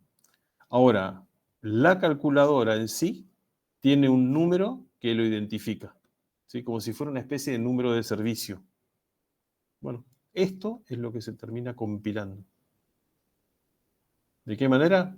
RPCGen calculadora.x.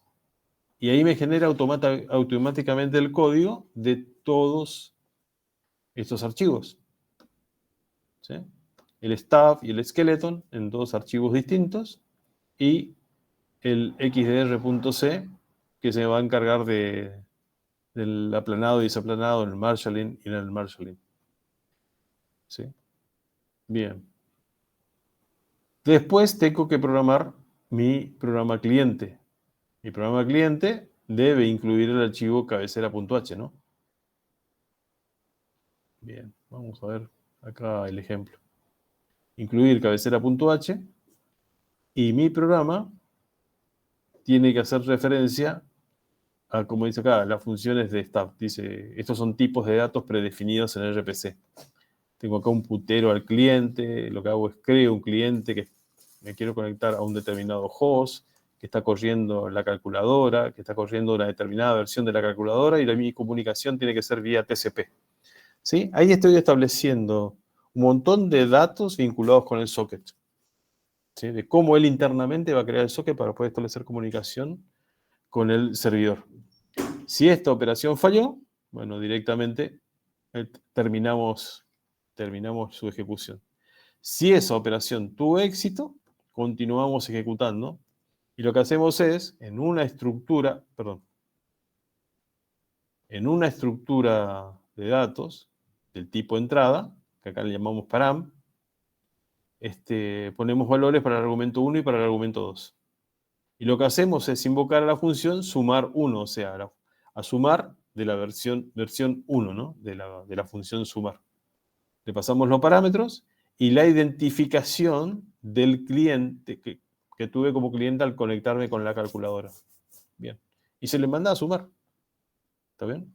Como resultado, el resultado de esa suma me queda en la variable resultado. O sea, yo creo que invoco una función especificando su número a un procedimiento indicando su número de versión, y en el resultado tengo que tener el resultado después de esto. No me entero qué pasó.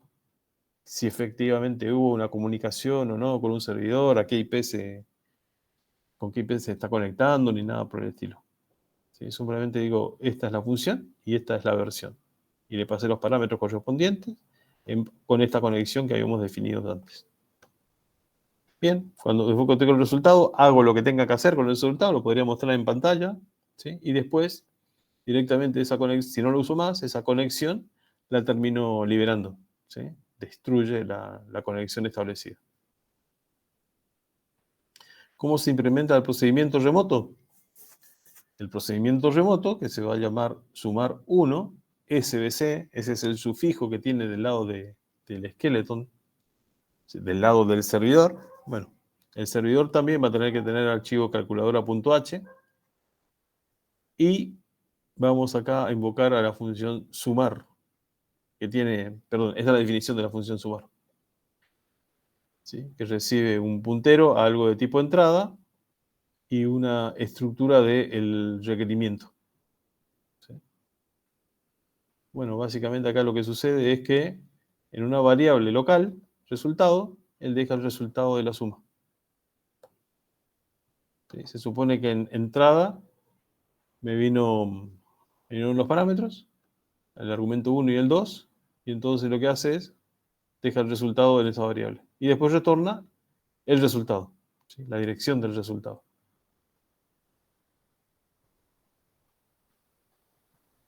¿Está bien? Los otros archivos no los tocamos. Uy, perdón. Los otros archivos no los tocamos. ¿Sí? Vieron que, como mostramos acá al principio, nuestra responsabilidad es, en principio, escribir en lenguaje IDL, calculadora.x, y después escribir el cliente y escribir el servidor. Todo el resto, lo único que tenemos que hacer es vincularlo y compilarlo todo junto y generar el programa cliente o el programa servidor. ¿Ok? ¿Se entendió a grandes rasgos cómo es la operación?